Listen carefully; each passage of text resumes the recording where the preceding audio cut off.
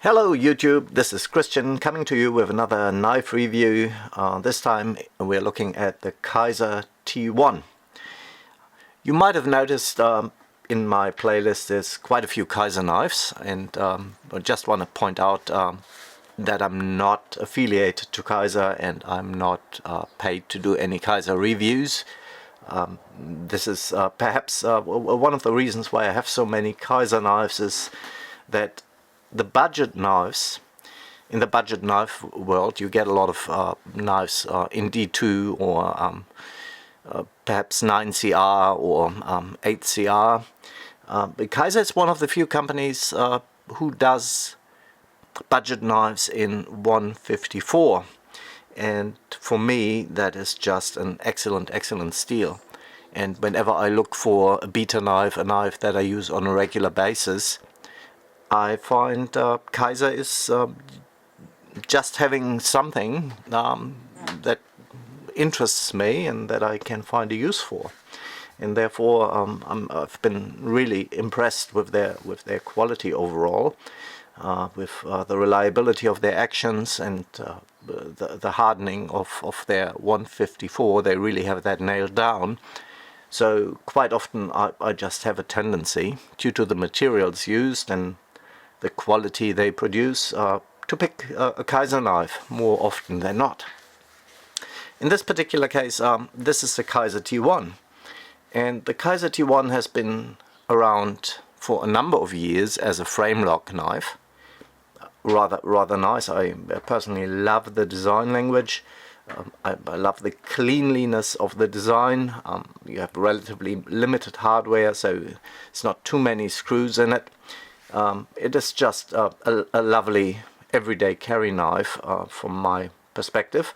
And when they came out, it must be about a year ago now, with a budget version of their frame lock Kizer T1, it was really a no-brainer. I'm also quite particular in regards to the green micarta. I really love green micarta knives, just for the crippiness.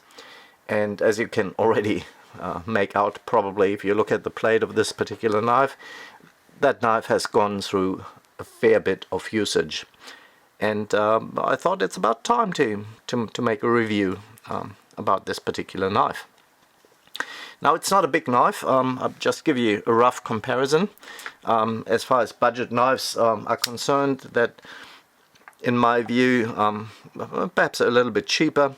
So the Civivi Elementum, which is also a bit smaller, but that would be a knife that for me falls into a similar category. It's D2 steel, which is not necessarily one of my favorites, but I like to put that out just for size comparison, so you get a rough idea, because it's such a popular knife, the old Civivi Elementum, that you get a pretty good idea in terms of size.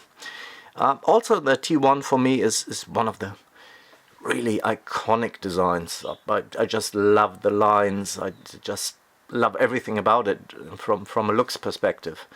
It just looks so plain clean. And for me also the Civivi Elementum is fitting into that category quite nicely. It is just a very clean, functional knife that just got most things right. Proportions, knife lengths for an everyday carry knife. They did so many things right with that particular knife, and you can obviously see it's become so popular that apparently a lot of people naturally agree with that assessment and find it to be really well suited and not overkill for most tasks. So it is a budget knife that is just well designed. And for me, the Kizer T1 perhaps a little bit bigger, and also a little bit more capable, in my opinion. Just from a design perspective, equally clean.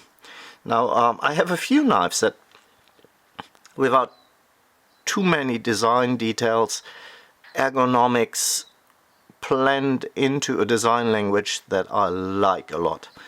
Another knife along these lines would be the Giant Mouse Ace Grant, being slightly bigger than the Kizer T1, albeit at a more premium price. But that would be a knife that, from a design language perspective, would fit the bill. There's a little bit more happening there, and it's perhaps not as clean and straight as the CVV Elementum or the Kizer T1, but yet still it is an iconic design from my perspective. And another one is a Chavez Redención, which also from a design language perspective is a very clean, strong design without a lot of features that just stands there all by itself and is just beautiful to look at. And the last one that I would probably fit into that category would be perhaps the Giant Mouse Jutland. Also very iconic design, just beautiful as far as clip point blades are concerned. It's just beautiful. So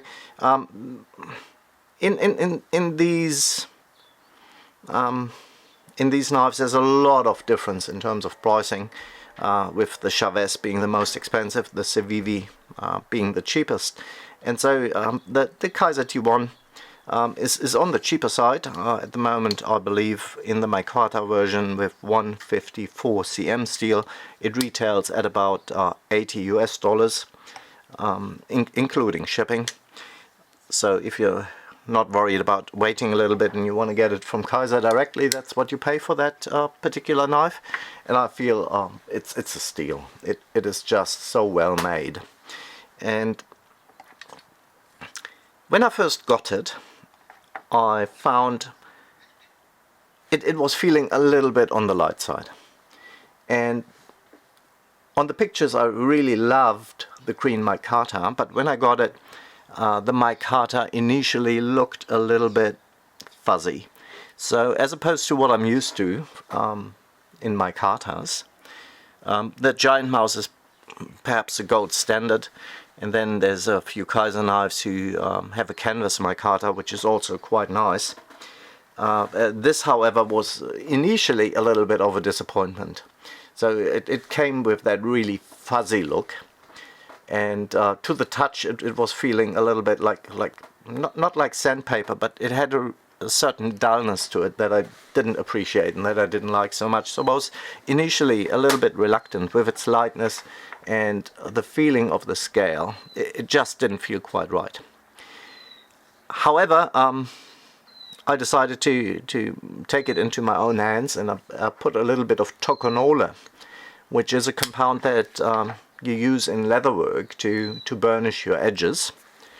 And it is pretty much used to flatten down or lay down the fibers in your leather and make it look smooth and burnished. So I took this particular compound down to the scales and rubbed it in, and it came out beautifully.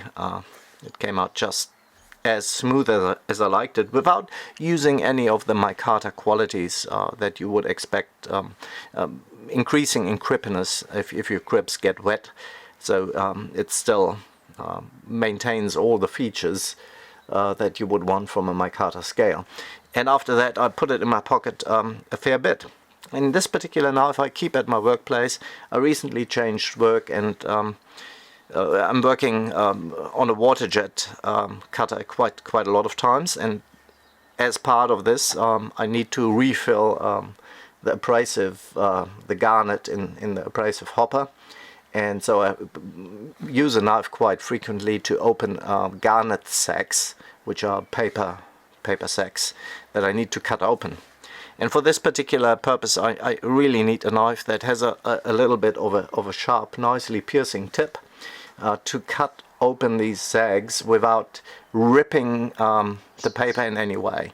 It's because if the paper gets into your hopper, then it's causing blockages later on, so you can't have any of that. You really need to have a clean cut. And so this particular knife was just spot on for the purpose, mostly because quite often you have wet hands and you don't want to handle a slippery scale when you have wet hands.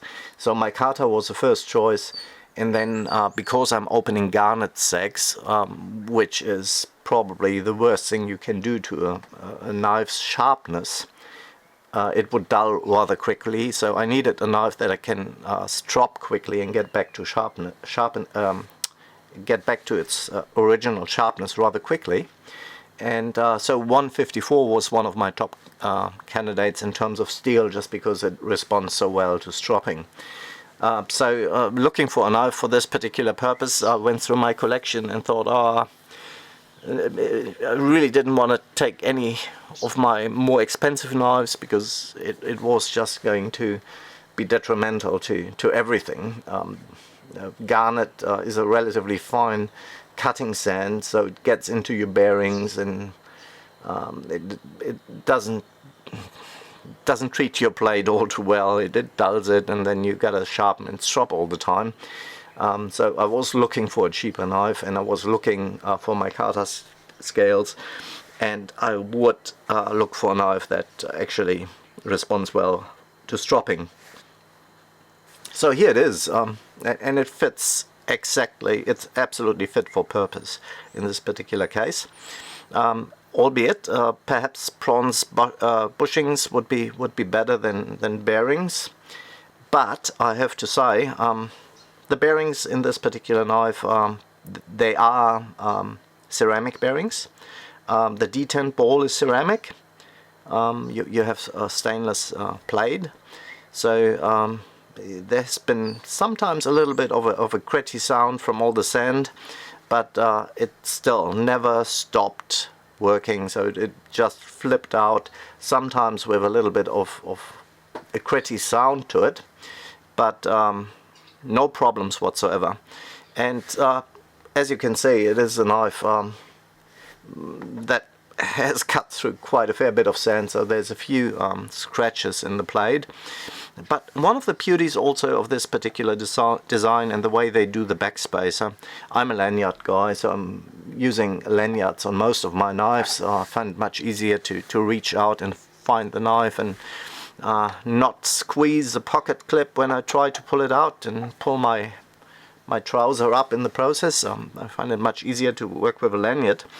And as opposed to, let's say, a Civivi Elementum, where the loop goes through both scales, this particular design suited me well, because I can take it apart, just take the screws on this side off actually, and I don't have to remove the lanyard in order to take the knife apart and do maintenance on it, which I do on a weekly basis. I just take it apart and clean out any grit that is left in it, and the way they designed that backspacer is just brilliant for that particular purpose. I don't have to disassemble the lanyard, so it makes it a little bit more straightforward. Also, if you disassemble your knife a lot, it is worth mentioning that they apparently listened to the community for once and went for T8 Torx screws everywhere, with the exception of the pocket clip. But for disassembly you don't really need to take off the pocket clip anyways. The pocket clip, that's T6, everything else is T8. And you might ask, why is that really? It's been on knife channels. It's been a topic that you hear quite often, T6 versus T8. Most people want to see T8, and the reason is that the Torx standard is really great for reducing wear on screws. But as opposed to areas where it is most commonly found, let's say for instance, if you look at cutting tools in milling and turning, then most inserted tools will feature a Torx key or a Torx screw of some description. But in these areas you have hardened screws, And so these stand up extremely well to wear in the relatively equal force of distribution when you're tightening these and opening these. It wouldn't do much damage to a hardened screw. However, in the knife world, quite often we find stainless hardware or titanium hardware, and the T6 is rather small in terms of the amount of torque you can apply to it. And therefore what you see quite often is that these screws prematurely fail in their Torx head, and then you end up with a stripped head and you can't get the screw in or out or tighten it anymore, and that of course is a reason to complain. And in this particular case, T8 seems to be the gold standard in terms of how it holds up to wear. And T8 screws I can count perhaps on one hand how many T8 screws have failed, and it's very, very few. It's not even 5 as long as I've been dealing with knives. With T6 screws you run into a stripped screw far more frequently, so you got to be a little bit more sensitive and careful when you're tightening and opening screws, especially if you have titanium hardware or a soft stainless perhaps. Well, in this particular case, not too much of an issue, so this knife is really friendly in terms of assembly and disassembly, and the hardware they use on the inside, it's all ceramics, and it stands rather stands up rather well to the kind of environment I'm putting it in, which is water combined with a relatively abrasive garnet, and it's been doing that for quite a while now, and it's been doing it really, really well. Also, I have to say I was impressed straight away. So out of the many Kizer knives I laid hands on, together with the Towser K, this particular knife is perhaps one of the knives that impressed me the most as far as action is concerned. This is second to none. It is just beautifully easy, snappy, all the things you want from an action on deployment, and as far as putting it back into closed position, it's just a dream. And there's no blade play here.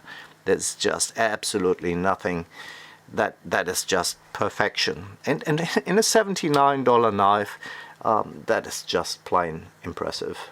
So you look at that, the knife is spot on. You've got inset liners, so the liners are actually not that big, they're quite small, and this also contributes to the overall lightness of the knife. The only point where I would say there's perhaps a little bit of valid criticism to be had is if you look at the top, there's no jimping whatsoever. It's just a straight plate on top, which doesn't stop it in any way from performing its tasks. It's not a huge knife. You don't have you have a relatively delicate tip, so the flat grind is coming out to a relatively delicate tip, so you wouldn't want to put it to overly hard use as far as the tip is concerned. It's an EDC knife, so it's absolutely fit for purpose for that. It's not a knife that I would put through a tremendous amount of abuse in terms of its blade geometry. I'd be a little bit mindful of that. It's a delicate tip and it's supposed to work for delicate work, and for that it does extremely well. It is a good slicer, really thin behind the edge, and performs really well in most everyday cutting tasks. As far as cutting garnet bags is concerned, you're actually looking for a knife with a good penetrating tip, mostly because you have nothing to hold your bag against. You're pretty much cutting it freehand, and it's much easier if you just can pierce through the material and then have a nice and even cut in it. With a utility plate, something like the Kizer Sheepdog, that would probably work for 2 or 3 bags, and then you're going to start to experience a little bit of dullness and that is where the utility plates will fail you.